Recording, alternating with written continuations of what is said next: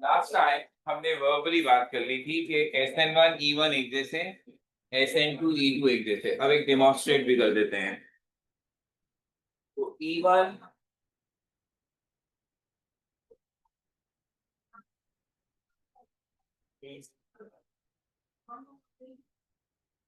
तो यहाँ आके पढ़ा दो ना, सबको फायदा हो जाएगा। ऐसे अकेले अकेले दो आदमियों को फायदा हो रहा है। प्लीज, बड़ा अच्छा लगेगा पीछे बैठूं, बहुत दिन हो गए। टू स्टेप प्रोसेस में मैंने आपसे कहा था the first step is usual removal. Same, ये तो बिल्कुल सेम है उससे, रिमूवल ऑफ हैलोजन। बट अब जरा इक्वेशन लिखते वक्त हम थोड़ा सा इस बात का ख्याल रखेंगे कि the elimination speciality is beta carbon is also involve in the process. तो सिर्फ आर लिखकर काम नहीं चल सकता। तो हम एक टर्शियरी अल्काइल हैलाइड खास तौर पर प्रॉपर तरीके से यहाँ लिखें, जिसमें इस जिस कार्बन के साथ हेलोजन लगा है उसके बराबर वाले कार्बन भी दिख रहे हैं। तो फर्स्ट स्टेप में, जो कि स्लो भी होगा, सिंपली कार्बोकैटाइन बनेगा और हेलोजन क्लोराइड जिसको हमने लिया हुआ है that will be separated. Step 2 जो है, अब न्यूक्लियोफाइल का कोई काम नहीं, अब यूं है कि attack of base on beta hydrogen and formation of double bond that took place simultaneously.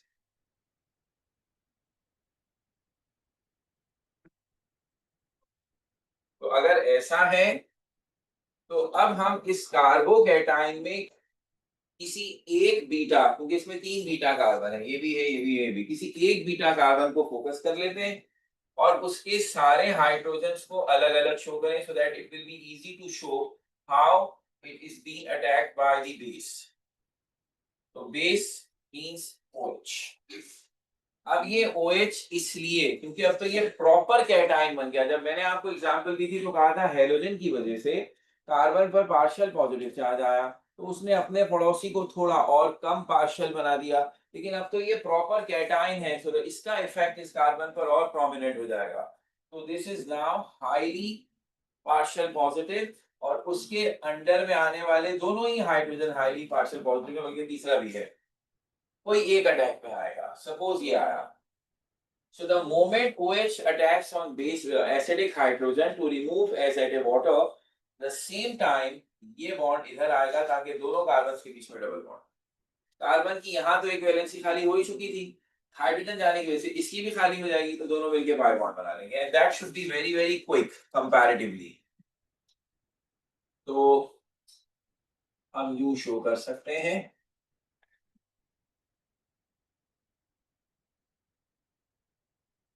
that is the second step. तो अब equation again is not our concern, लेकिन चूंकि यहाँ पर असल फर्क ही यही है कि एसएन में भी जो बातें लिखी थी वो यहाँ लिखनी है, सिर्फ इक्वेशन का फर्क है। तो उसे हाईलाइट करने के लिए और आपको भी इस इक्वेशन की इक्वेशन पे तवज्जो देने के बजाय उसकी डिस्क्रिप्शन पे ज्यादा तवज्जो देनी है कि the removal of halogen is a slow step which results in the form of carbocation. The second step, which is a quick, where the base attacks on the one of the beta hydrogen and simultaneously immediately form the double bond. तो ये बात होने के बाद हमने वही सब कुछ दोबारा से कोट किया कि the kinetic suggests slow step is rate determining step, which means the rate is directly proportional to the concentration of only alkyl halide, not the base, because the first step does not include base. That means your rate expression will include only one molecule, so this must be the first order reaction or unimolecular elimination reaction, जिसको हम short form में E1 कह देते हैं। और फिर all same जुमला है, all 3 degree alkyl halides and 2 degree alkyl halides in polar solvent undergo E1.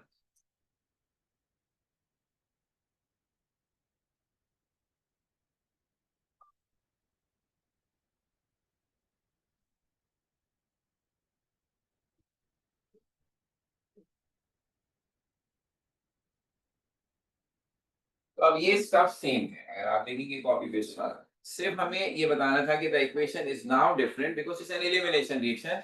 और खास बात ये है कि that involves two carbon simultaneously, एक जिसके साथ फंक्शनल ग्रुप लगा हुआ था उससे तो ऑब्वियसली इन्वॉल्व होना था, लेकिन उसके पड़ोसी कार्बन को भी इन्वॉल्व होना पड़ा because of the effect created by the halogen. तो E2 में अब यही दोनों काम एक साथ हो जाए, yani the moment halogen leaves the alkyl halide is the same where when the base attacks on beta hydrogen and the double bond is formed, तीनों events एक साथ होंगे, दो तो वैसे ही एक साथ होते थे, अब ये भी मिल जाएगा।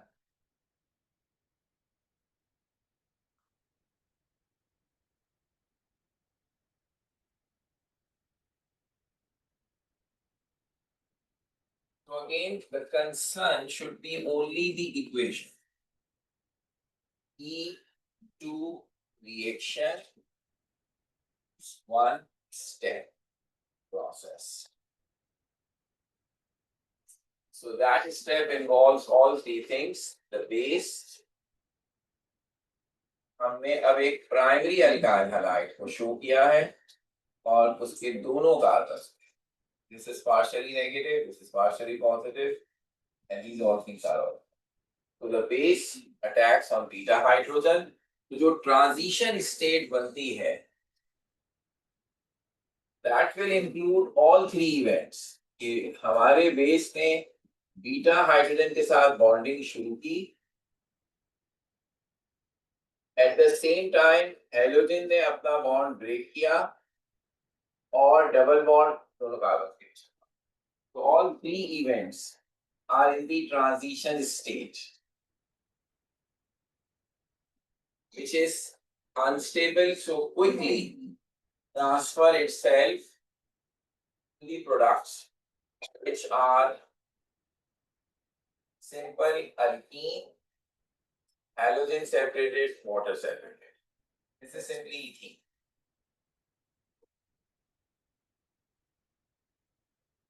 और अब इसकी काइनेटिक्स हमारे लिए सिंपली कहेगी कि the rate is directly proportional to the concentration of both alkyl halides and base, which means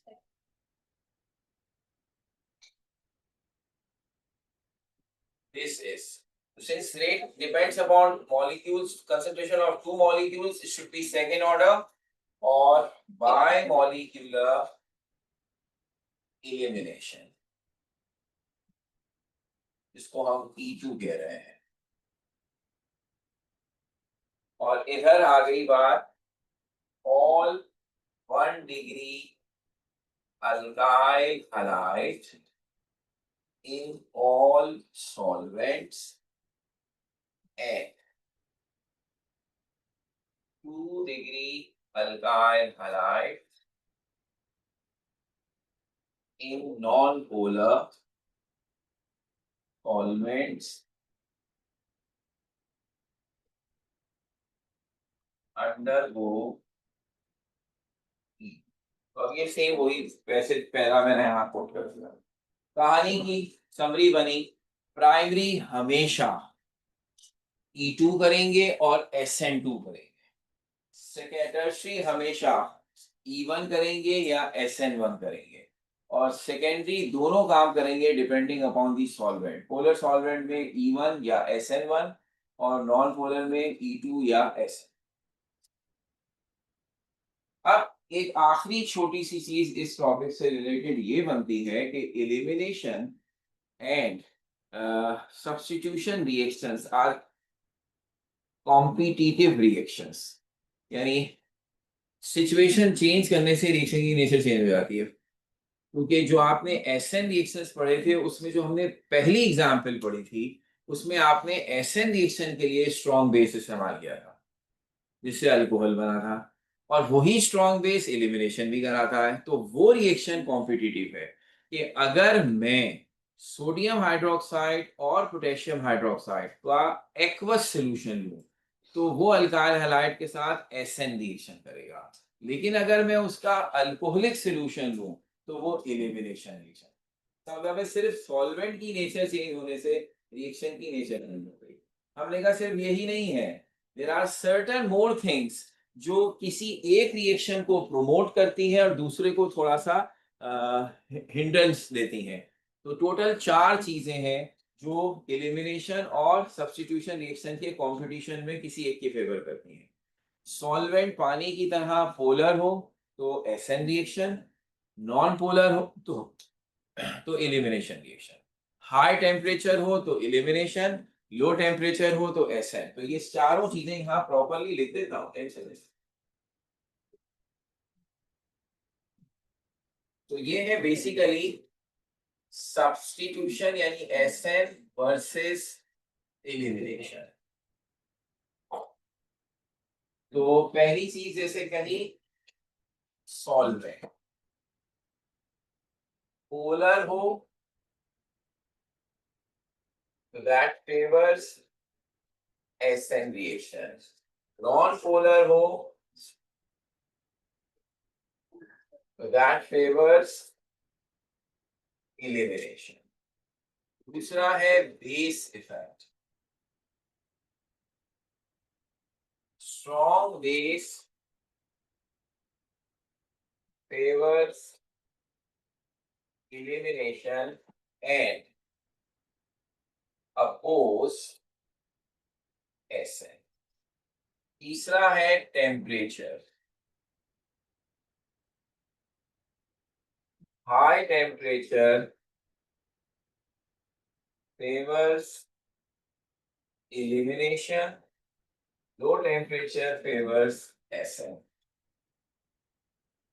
और आखिरी चीज है nature of alkyl halide.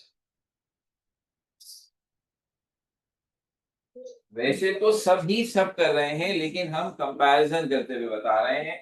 3 degree alkyl halides are more comfortable with elimination, 1 degree alkyl halide are more comfortable with SN, जबकि 2 degree alkyl halide दोनों कर सकते हैं depending upon the conditions.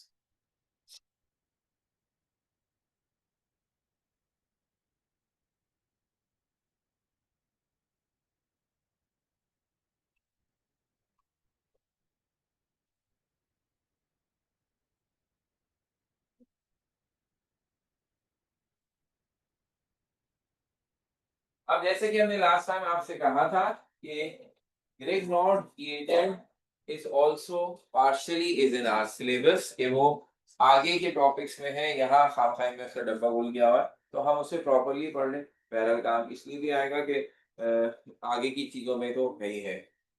और हमें कौन सी अब इक्वेशंस के रट्टे मारना है, हमें हर एक में वही रिजल्ट बताना है ग्रिग्नॉर्ड रिएजेंट क्या क्या कर सकता है। तो अब हम उसकी थोड़ी सी बातें कर लें।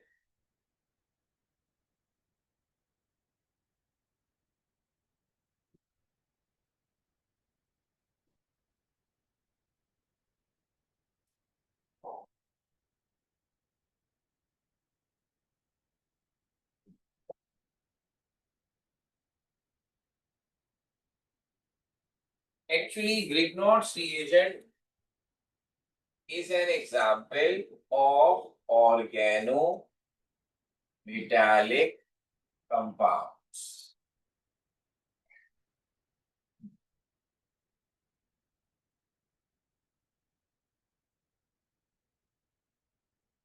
ऐसे ऑर्गेनिक कंपाउंड्स जिनमें मेटल हो, that is a special and a rare thing. क्योंकि हमने आपको बताया कि ऑर्गेनिक केमिस्ट्री कार्बन की केमिस्ट्री है which is absolutely non metal, and carbon usually have partners like hydrogen, oxygen, halogen, nitrogen, sulfur, phosphorus. All are non-metals. So 99.9999% compound में we have only non-metals, but there are special cases where the metals are also present. खास तौर पर जितने organic के acids और base हैं, amines और carboxylic acid या सल्फोनिक एसिड, वो सॉल्ट बनाएंगे तो मेटल आ जाएगा। तो ये एग्जाम्पल है, और कुछ स्पेशल कंपाउंड्स हैं जिसमें हमने मेटल डालकर उनकी इंपॉर्टेंस थोड़ी और बढ़ा दी, तो उन्हीं में ग्रिग्नॉट्स रिएजेंट शामिल है।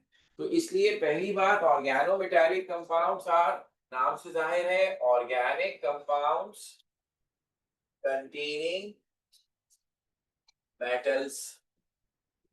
ग्रिग्नॉट रिएजेंट तो पढ़ेंगे ही, उसके अलावा जो मशहूर ऐसे कंपाउंड हैं जो ऑर्गेनो मेटालिक है, अगर हम उसकी एग्जांपल देखें तो उसमें है डाई मिथाइल जिंक, ऐसे लिखते हैं,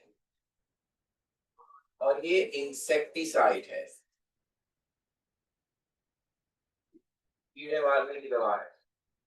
और फिर है टेट्रा इथाइल लेड, इसको हम TML कहते हैं, या टेट्रा थाइल लेड, इसको हम TEL कहते हैं। तो एक का फॉर्मूला ऐसे होगा और एक का फॉर्मूला ऐसे। एक जैसे दो कंपाउंड हैं जिनका काम है, दे आर एंटी लॉकर। अब हमने वैसे थ्योरी के ऑर्गेनिक कंपाउंड वाले थर्ड चैप्टर में ये पूरा टॉपिक पढ़ा था, लेकिन वो PMC में नहीं, और वो टॉपिक था कि जो नेचुरल सोर्सेज हैं ऑर्गेनिक कंपाउंड के, वो है कोल, पेट्रोलियम एंड नेचुरल गैस, जो जमीन से निकलते हैं, फॉसिल फ्यूल हैं, और they contain mixtures of organic compound. उसमें सबसे मशहूर कमर्शियली पेट्रोलियम है, वो पूरी इंडस्ट्री पेट्रोलियम इंडस्ट्री के नाम से बनी है। तो पेट्रोलियम जो जमीन से निकलता है, it's a very very complex mixture of many useful and harmful organic compounds. हम उसकी फ्रैक्शनल डिस्टिलेशन से सेपरेशन करते हैं ताकि यूजफुल और हार्मफुल को अलग कर सकें। तो सबसे ज्यादा बेहतरीन फ्रैक्शन जो हमें पेट्रोलियम से मिलती है वो है पेट्रोल गैसोलीन, जिसको हम पेट्रोल कहते हैं। So petrol is again a mixture of many hydrocarbons which contain at least 5 carbons to 10 carbons। 5 से लेके 10, यानी पेंटेन से हेक्सेन तक जितने भी हाइड्रोकार्बन है उनका मिक्सचर पेट्रोल है। उसमें खास बात यह है कि ऐसा हाइड्रोकार्बन जो ब्रांच चेन हो, वो ज्यादा यूजफुल है for petrol as compare to straight chain. Connection बनेगा, हमने फिजिकल प्रॉपर्टीज में पढ़ा है, स्ट्रेट चेन वालों का बॉइलिंग पॉइंट ज्यादा होता है, ब्रांच वालों का कम। पेट्रोल को इस्तेमाल करने के लिए जरूरी है कि वो आसानी से इवेपोरेट होकर वेपर्स की फॉर्म में रिएक्शन करेगा, जलेगा। तो हमारे लिए स्ट्रेट चेन वाले इतने ज्यादा अच्छे नहीं है जितने ब्रांच चेन। तो जिस पेट्रोल में स्ट्रेट चेन हाइड्रोकार्बन्स होते हैं, वो एक प्रॉब्लम क्रिएट करता है, इसको हम नॉकिंग कहते हैं। जब इंजन में कंबस्ट होता है तो इंजन आवाज पैदा करता है और पावर लॉस होती है। उसका इदराक करने के लिए, उसे खत्म करने के लिए हम मुख्तलिफ काम करते हैं और थे। तो उनमें से एक काम था कि हम अपने पेट्रोल में इन दोनों में से कोई एक चीज डालते थे as a anti knocking agent, knocking को खत्म करके अपने पेट्रोल की क्वालिटी को बेहतर बनाते थे। इसलिए कह रहे हैं कि चूंकि इसमें लेड इस्तेमाल होता था, तो दैट क्रिएट्स एनवायरमेंटल प्रॉब्लम्स, जिसकी वजह से अब हमने इसका इस्तेमाल खत्म कर दिया है। तो ये पहले इस्तेमाल होता है, पहले से मुराद अभी जस्ट रिसेंट ही है, ये कुछ सालों से बिल्कुल खत्म हो गया है। और अब उसकी रिप्लेसमेंट है, जिसमें से एक इथेनॉल है, एक डाइल्यूट सल्फ्यूरिक एसिड है, जिनके कोई फिलहाल हमें ऐसे खतरनाक इफेक्ट नजर नहीं आए। तो ये ऑर्गेनो मेटालिक हैं, ये हमारे लिए फिलहाल की काम बात है। जो हमने पढ़ना है सबसे मशहूर एग्जाम्पल वो है ग्रिग्नॉट्स रीएजेंट। 1911 में विक्टर ग्रिग्नॉट ने बनाया, नोबेल प्राइज दिया। इसकी खास बात ये कही जाती है कि this is a kind of reagent जिससे आप हर ऑर्गेनिक कंपाउंड बना सकते हैं। थोड़ा मुबालगा है इसमें, लेकिन टेंटेटिवली आप ये बात इस सेंस में कहते हैं कि जितने मेजर फंक्शनल ग्रुप हैं वो इससे बनाए जा सकते हैं, तो फिर उनसे हम मजीद चीजें भी बना सकते हैं। तो you can say that this could be the starting material to prepare almost every organic compound. तो इस वजह से इसकी इंपॉर्टेंस ज्यादा है। और ये क्या है? ये है alkyl magnesium halide which is RMgX। यहां इसे पढ़ने की वजह यह है कि this organometallic compound is prepared from alkyl halide. तो ये अल्काइल हैलाइड का तीसरा रिएक्शन हो गया after elimination and substitution. When alkyl halide is treated with magnesium, it gives you a very useful alkyl magnesium halide। फिर उसके further जो फजाइल व बरकात हैं वो हम पढ़ाते हैं। तो इसकी प्रिपरेशन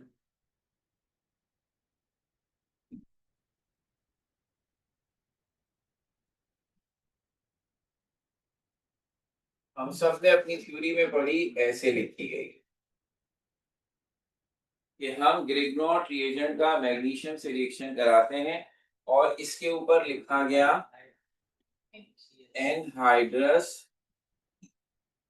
रांची बोर्ड वाले थे, रट्टा मान लिया, एनहाइड्रस ईथर, ये आसानी स्पेलिंग।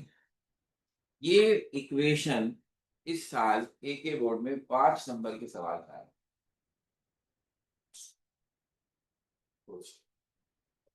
उनका सबसे बड़ा क्वेश्चन 7 मार्क्स का होता है, पूरे पेपर में 1 करना है। और सोचिए उसमें उन्होंने 5 इसके लिए थे, 2 इसके रिएक्शन के लिए, टोटल 7 नंबर का था। तो 5 इस बात का था ग्रिग्नॉट रिएजेंट बनता है। सोचिए इसमें क्या लिखेगा बच्चा। किसी भी किताब की अपनी बुक तो है नहीं, तो वो हम पंजाब बोर्ड से पढ़ेंगे, फिर सब में यही लिखा और क्या था। तो उनकी स्टोरी वही थी जो केम्ब्रिज वाले का। कहते हैं इक्वेशन ठीक है, ये भी आनी चाहिए, ये टेक्निकली देखे ना तो है बहरा लट्टा। वो सारी इक्वेशन याद हो, अपनी बेइज्जती सुना रहा हूँ तुम्हें यहाँ। सारी इक्वेशन याद है माशाल्लाह, अल्लाह का शुक्र, बड़ा अच्छा लगता है। इसी जो यूनिवर्सिटी में गया, एक काम करना था कि मुझे सिर्फ एक सोल्यूशन बनाते वक्त उन्होंने कह दिया मैग्नेटिक स्टेरर से इस सोल्यूशन को बनाया जाएगा। आमिर अरशद के फरिश्तों को पता नहीं ये क्या। 80,000 दफा हमने थ्योरी में पढ़ा होगा that can be prepared by magnetic स्टेटिंग, खत्म होगा, कोई हिलाते होंगे, खत्म होगा। जूनियर ने बताया कि अंकल ये छोटा सा मैग्नेट है, ये फ्रिज में हमारे लगा हुआ है, तारो इसे बीकर में रखेंगे, नीचे उसके साथ एक और मैग्नेट है, जब आप चलाएंगे मोटर की तरह घूमेगा ये, तो इतनी जबरदस्त शेकिंग करेगा इसी को जाते। थ्योरी पढ़ाते रहिए, पढ़ते रहिए, प्रैक्टिकल करने जाते हैं आशा से आशा निकलने चले। जब से डराव में तो ये हाल है हमारा। अपनी बता रहा हूँ, किसी और के लिए बता रहे, झूठ हो ही नहीं सकता, अपनी बता। तो ये है इधर उनका मैसेज क्या है, वो उन की अप्रोच हमसे पर। केम्ब्रिज वाले कहते हैं इक्वेशन हो गई ना, अब हमें बताओ अगर ये रिएक्शन तुमने किया, लैब में खड़े हो गए तो होगा क्या, सिचुएशन बताए। तो यहां जब ये जुमला लिखा है ना, ether is also a liquid, ये वो वाला ईथर सबसे मशहूर सॉल्वेंट ऑर्गेनिक का, डाई इथाइल ईथर, जिसको आप कहते हैं इथो ऑक्सी इथेन, इसके लिए सिर्फ ईथर का लफ्ज इस्तेमाल होता है। ये हमारी वही हिसाब है, जैसे हम अपनी आम लाइफ में कहते हैं सॉल्ट, सॉल्ट तो हजारों हैं, लेकिन केमिस्ट्री की क्लास में हजारों हैं। केमिस्ट्री की क्लास से बाहर को कहते हैं सॉल्ट, हर एक कहेगा NaCl, कोई और बात आएगी नहीं दिमाग में। आज घर में जाकर अम्मी को कहते हैं सॉल्ट दें, अम्मी ये थोड़ी पूछेंगे कौन सा, अमोनियम क्लोराइड के बेरियम क्लोराइड या एल्यूमिनियम सल्फेट, ऐसे पूछेंगी अम्मी, वो नमक ला के दे देंगी। तो सिर्फ ये साइंस वालों को उलझन है कि हजारों सॉल्ट होते हैं। आम जिंदगी में आप कहें चीनी चाहिए, ला के दे देंगी। वो ये थोड़ी कि शुगर तो हजारों है, sugar, ribose, fructose, maltose, galactose, टूटा हुआ टोस, कौन सा, कुछ नहीं, इसको पता है ये कौन सी चीनी। सेम इसी तरह ईथर बहुत सारे हैं, लेकिन इन जनरल जिसको सिर्फ ईथर, यानी जिसकी इंपॉर्टेंस की वजह से उसको सिर्फ ईथर कहते हैं, वो ये वाला diethyl is the most famous of this family and the excellent solvent. कहते हैं वाटर के बाद सेकंड बेस्ट सॉल्वेंट है केमिस्ट्री में, और ऑर्गेनिक का फर्स्ट बेस्ट सॉल्वेंट। तो अब इसके साथ लफ्ज एनहाइड्रस, इसमें कहाँ पानी है जो आपको परेशानी हो रही है। तो खास तौर पर ये जताया गया कि जहां भी ये रिएक्शन कराओगे वहां मॉइस्चर नहीं होना चाहिए। तो क्या करेंगे आप, एयर टाइट एपरेटस लेंगे ऑब्वियसली, ताकि मॉइस्चर अंदर ना जा सके। तो ये कहानी समझानी थी, सिर्फ उनको इसके नंबर थे कि आप सिर्फ ये मेंशन करें कि your apparatus should be airtight so no moisture can enter in there. Why, because ये पानी तो इससे रिएक्शन कर लेगा मैग्नीशियम से, पढ़ा है हमने ये रिएक्शन भी। तो इसलिए हमने ये इसकी डिस्क्रिप्शन देनी थी, इसके नंबर बना दी। तो ये ताकि प्रैक्टिकल थोड़ा सा आइडिया जहन में आए, ये थोड़ी है कि ये अल्काइल ये मैग्नीशियम में डाला तो यूं क्यों ग्रिग्नॉट एजेंट बन गया, ऐसे नहीं है ये। तो you need an apparatus where these things are required। अच्छा, इसमें एक और ऑप्शन होता है, इसकी किताब में था, इसलिए कोई हर्ज नहीं, सुन लें। वो है THF, एनहाइड्रस ईथर, और THF। अब ये THF क्या बना है? ये है THF इज टेट्रा हाइड्रोफ्यूरेन। बेसिकली ये डाई इथाइल ईथर की साइक्लिक फॉर्म, यानी इसको अगर, ये है ना, इसका अगर ये वाला और ये वाला कार्बन मिलके साइक्लिक बना ले तो ये यूं बन जाएगा।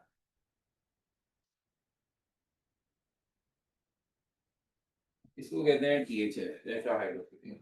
तो देखा जाए तो एक डाइथाइल ईथर, एक साइक्लिक डाइथाइल ईथर, अपनी आसानी के खाते हैं। तो दोनों में एक जैसी खूबियां हैं, दोनों लिक्विड है, दोनों सॉल्वेंट है, दोनों यहाँ पे इस्तेमाल।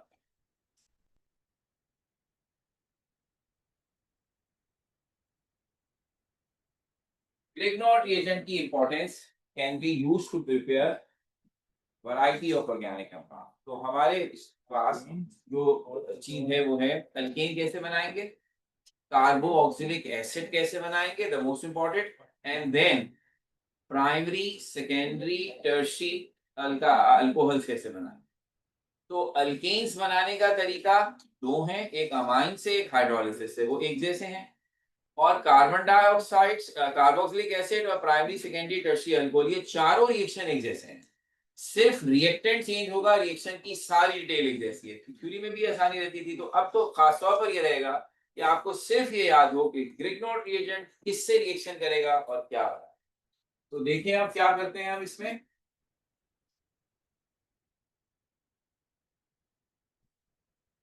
सबसे पहले for the formation of alkanes,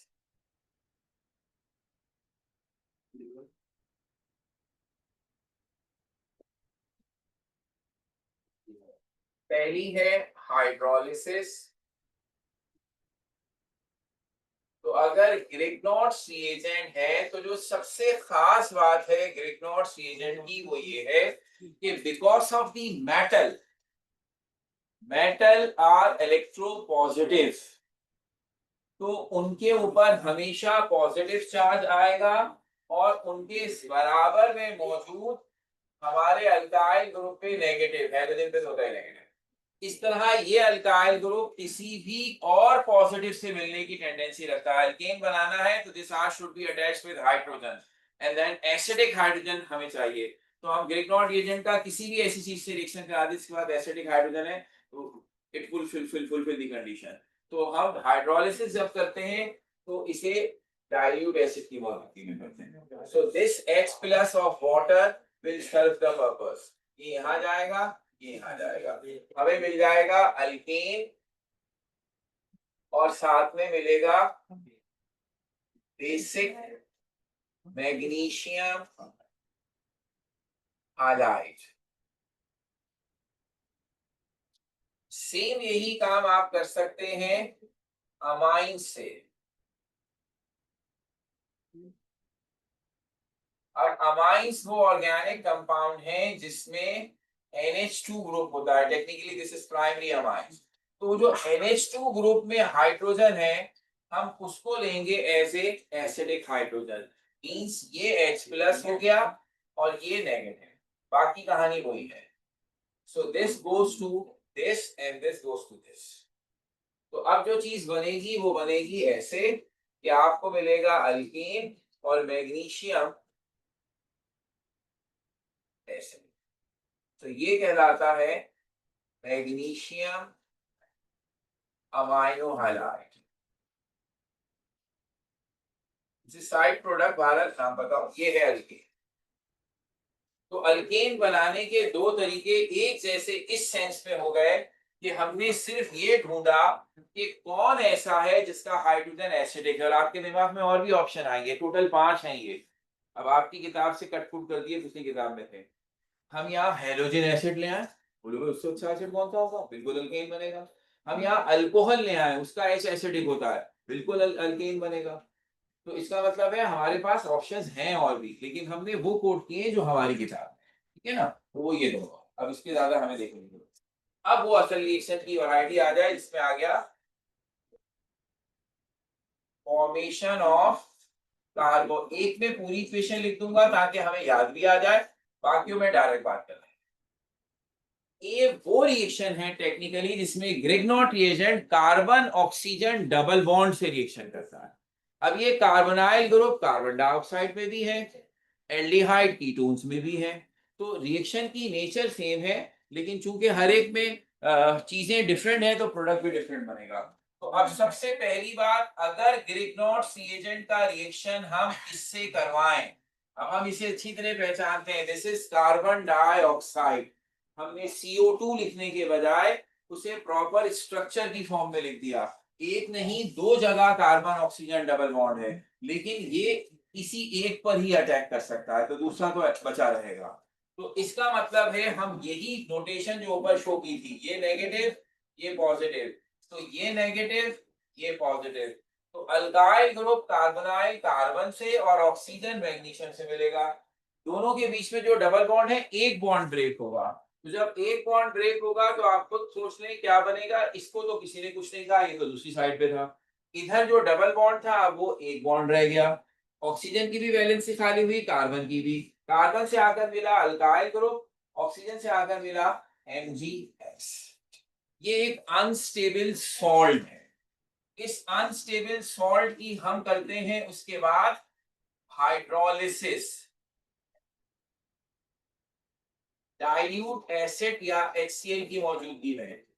तो जहां से इस सॉल्ट का आयोनिक बॉन्ड बन रहा है ऑक्सीजन और मैग्नीशियम के बीच में, हाइड्रोलिसिस के नतीजे में HO के साथ मिलेगा OH मैग्नीशियम के साथ। तो आपको देख लें क्या चीज बनेगी, कार्बो ऑक्सिलिक एसिड। और बेसिक मैग्नीशियम हाइलाइट पहले भी बन चुका।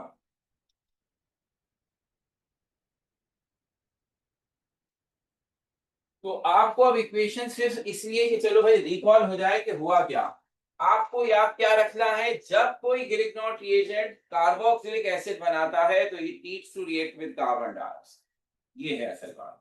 सो Grignard reagent plus carbon dioxide gives the final product carboxylic acid. अब इसी से मिलते जुलते हैं रिएक्शन।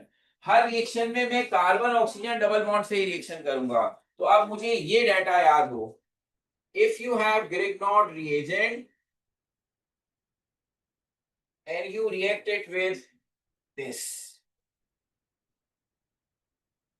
ये कौन है, methanol, the first member of aldehyde, so it gives you the product primary alcohol, that is 1 degree alcohol। Equation ऐसी ही होगी, पहले अनस्टेबल सॉल्ट फिर उसकी हाइड्रोलिसिस सब हमने किया हुआ है। हमें अब ये याद रखनी है बात, ग्रिग्नॉट रिएजेंट methanol से मिला प्राइमरी अल्कोहल, ग्रिग्नॉट रिएजेंट इससे मिला, ये कौन है भाई,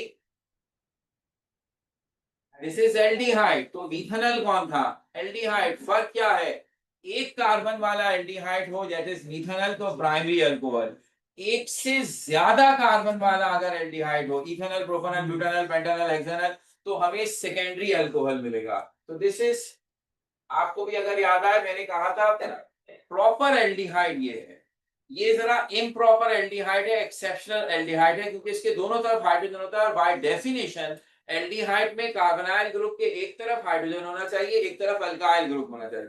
तो ये समझ लें कि जेनियन एल्डिहाइड है, ये चाइना वाला है। तो इसी वजह से इसका थोड़ा सा बिहेवियर भी डिफरेंट हो गया ना, इसने दिया प्राइमरी अल्कोहल, इन्होंने दिया सेकेंडरी अल्कोहल।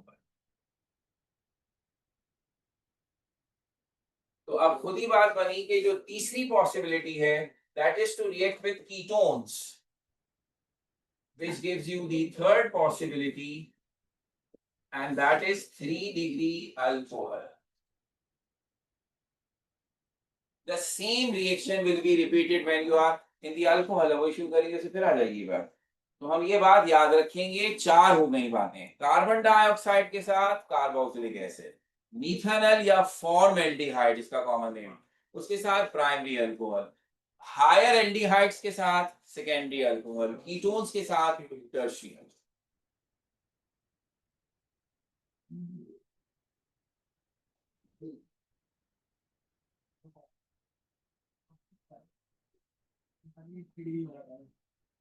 तो अब ये हुआ अल्काइल हैलाइड्स।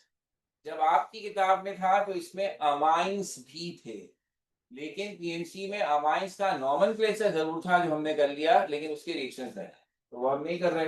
अब हमारा काम है नेक्स्ट, जो सबसे अहम, लेकिन थोड़ा इजी हो जाता है अगर कोई बच्चा यहाँ तक सही कर ले, तो आपको खुद अंदाजा हो रहा है बहुत सारी चीजें आ गई, अल्कोहल भी आ गया, इससे पहले भी आया था। तो अब है वो हिस्सा, इसको हम कहते थे ऑक्सीजन कंटेनिंग फंक्शनल ग्रुप्स। पिछली किताब में ये पूरा एक चैप्टर था, हम उसी एक में सबको पढ़ते थे। अब हमने इसके 3 टुकड़े कर दिए थे, और इन्होंने भी 3 टुकड़े किए हैं। इन्होंने अल्कोहल फिनोल्स को एक साथ रखा है, ईथर नहीं रखा है। और कार्बोनाइल ग्रुप का पहला हिस्सा एल्डिहाइड कीटोन्स, और दूसरा हिस्सा कार्बोक्सिलिक एसिड और उसके डेरिवेटिव्स। तो अब ये 3 छोटे छोटे पॉकेट्स, जिनको हम इस लिहाज से देखेंगे कि अब इसमें सिर्फ हमें 2 चीजों पे फोकस करना है, how they prepare and how they react. अलबत्ता यहाँ जो रिड्यूस सिलेबस में आपने चीजें छोड़ी थी वो सहूलत दस्तयाब नहीं है। सो हमने यहाँ से रिड्यूस सिलेबस की कैंची लगाई थी। तो एक हमने अल्कोहल फिनोल में ईथर छोड़ा था, वो इसमें भी नहीं है, इसलिए वो तो बात कवर हो गई। लेकिन जब हम एल्डिहाइड कीटोन्स में जाएंगे तो आपने खास तौर पर कीटोन को नहीं पढ़ा था। हालांकि इंतहाई फजूल सी हरकत थी, क्योंकि अगर आप किताब खोलकर देखें तो उन्होंने एल्डिहाइड कीटोन को अलग रखा ही नहीं है। जो रिएक्शन एल्डिहाइड का है वही कीटोन का है, बस रिजल्ट अलग है। तो वो अब हमें प्रॉपर पढ़ने हैं। इसी तरह कार्बोक्सिलिक एसिड में हमने रिएक्शंस पढ़े थे, प्रिपरेशन नहीं पढ़ी थी, वो रिड्यूस सिलेबस में कट गया, वो हम प्रॉपर पढ़े।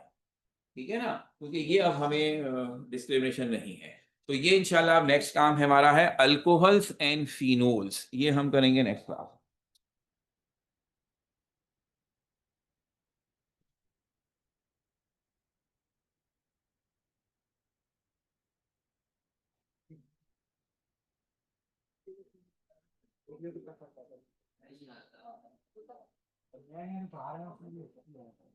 सिंपल सा एक हमें नया नया एजेंट बताया था, उसने कहा था कि इसमें बस ये एक एडिशन है।